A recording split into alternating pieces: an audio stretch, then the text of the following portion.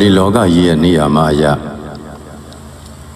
လုံတိုင်းမဖြစ်ဘူးဆိုတဲ့ကာလမျိုးတွေရှိတယ်။အဲ့ဒီလုံတိုင်းမဖြစ်တဲ့ကာလတွေကြုံတဲ့အခါမှာစိတ်ထက်ကြကြတယ်။စိတ်ပြတ်တယ်။မျောလင်းချက်တွေမဲ့တယ်။ဘာလို့ရမှန်းမသိ။အဲ့ဒီချိန်မှာခံစားရတဲ့ခံစားချက်ဟာတကယ်ဒုက္ခနဲ့ကြုံနေတဲ့သူများ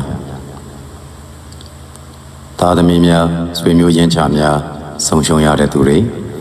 စီးစိမ်ဆုံးရှုံးတဲ့သူတွေအခွင့်အလမ်းဆုံးရှုံးတဲ့သူတွေအဲဒီလိုဆုံးရှုံးတဲ့အရာတွေကို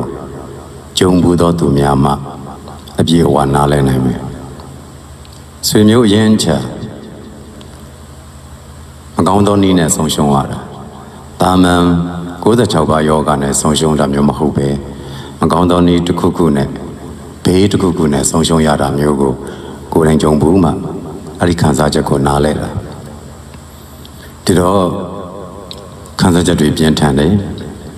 စိတ်တွေပြတ်တယ်ဘဝကဘာအတွက်အသက်ရှင်နေမှန်းကိုမသိဖြစ်ကြတယ်မျောလင်းချက်တွေပျောက်ဆုံးနေတယ်လို့ဖြစ်ပြီး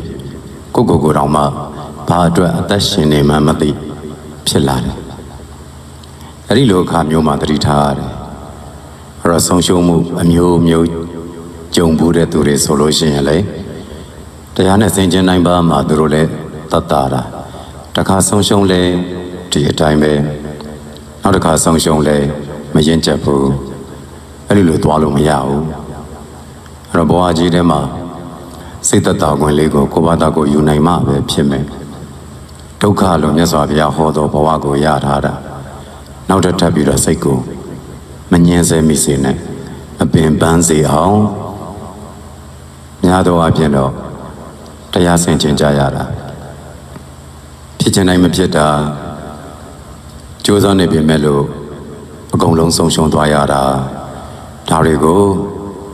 ကြုံတဲ့အခါမျိုးမှာ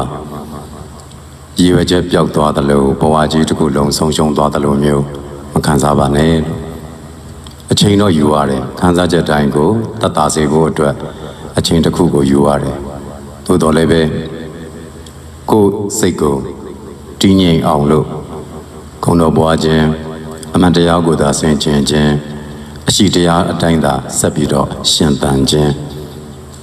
တကယ်အရှိတရားကိုအရှိတရားတိုင်းမြင်နိုင်မှဖြစ်မယ်ကိုယ်မှာဘာမှမရှိတော့ဘူးဆိုဘာမှမရှိတဲ့လူတစ်ယောက်စတင်ကြိုးစားရတဲ့ပုံစံမျိုးလှုပ်ရှားရမှာပဲကိုယ်အရင်တုန်းကရွှေကြီးဆောင်ခဲ့တာတွေဘာတွေပြန်မတွေးနဲ့